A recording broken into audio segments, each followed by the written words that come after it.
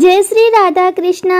आज नवरात्रि का छठा दिन है। आज माँ कात्यायनी की पूजा अर्चना की जाती है। माँ कात्यायनी की उत्पत्ति की कथा सुनेंगे। श्री दुर्गा माँ का षष्ठम रूप श्री कात्यायनी है। महर्षि कात्यायन की कठिन तपस्या से प्रसन्न होकर उनकी इच्छा अनुसार उनके या पुत्री के रूप में पैदा हुई थी। महर्षि कात्यायन ने इनका पालन पोषण किया तथा महर्षि कात्यायन की पुत्री और उन्हीं के द्वारा सर्वप्रथम पूजे जाने के कारण देवी दुर्गा को कात्यायनी कहा जाता है। देवी कात्यायनी अमोद फलदायिनी है। इनकी पूजा अर्चना द्वारा सभी संकटों का नाश होता है। माँ कात्यायनी दानवों तथा पापियों का नाश करने वाली हैं। देवी कात्यायनी जी के पूजन से भक्त के भीतर अभूत शक्ति का संचार होता है। इस दिन साधक का मन आज्ञा चक्र में स्थित रहता है। योग साधना में इस आज्ञा चक्र का अत्यंत महत्वपूर्ण स्थान है। साधक का मन आज्ञा चक्र में स्थित होने पर उन्हें सहज भाव से माँ कात्यायनी के दर्शन प्राप्त होते हैं।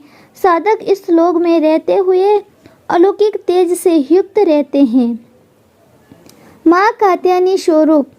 माँ कात्यायनी का स्वरूप अत्यंत दिव्य और स्वर्ण के समान चमकीला है। ये अपने प्रिय सवारी सिंह पर विराजमान रहती हैं। इनकी 4 भुजाएं भक्तों को वरदान देती हैं। इनका एक हाथ अभय मुद्रा में है तो दूसरा हाथ वरद मुद्रा में है। अन्य हाथों में तलवार तथा कमल का फूल है। चंद्रहास नामक तलवार के प्रभाव से जिनका हाथ चमक रहा है। श्रेष्ठ सिंह जिसका वाहन है। माँ कात्यायनी जी की कथा। एक समय कत नाम के प्रसिद्ध ऋषि हुए तथा उनके पुत्र ऋषि कात्य हुए। उन्हीं के नाम से प्रसिद्ध कात्य गोत्र से विश्व प्रसिद्ध ऋषि कात्यायन उत्पन्न हुए थे।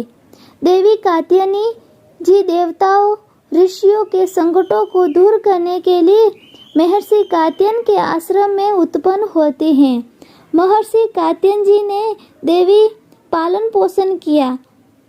जब महिषासुर नामक राक्षस का अत्याचार बहुत बढ़ गया तथा तब उनका विनाश करने के लिए ब्रह्मा विष्णु और महेश ने अपने तेज और प्रताप का अंश देकर देवी को उत्पन्न किया था और ऋषि कात्यायन ने भगवती जी की कठिन तपस्या पूजा की। इसी के कारण से ये देवी कात्यायनी कहलाई। महर्षि कात्यायन जी की इच्छा थी कि भगवती उनके घर में पुत्री के रूप में जन्म ले।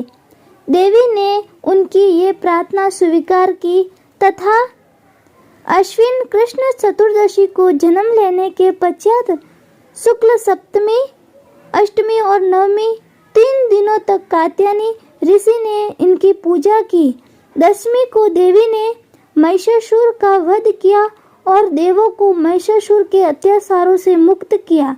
इसके बाद शुंभ और निशुंभ ने यही स्वर्गलोक पर आक्रमण करके इंद्र का सिंहासन छीन लिया था और नवग्रह को बंधक बना लिया।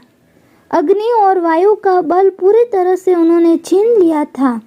उन दोनों ने देवताओं का अपमान करके उन्हें स्वर्ग से निकाल दिया था। इसके बाद सभी देवताओं ने माँ की स्तुति की।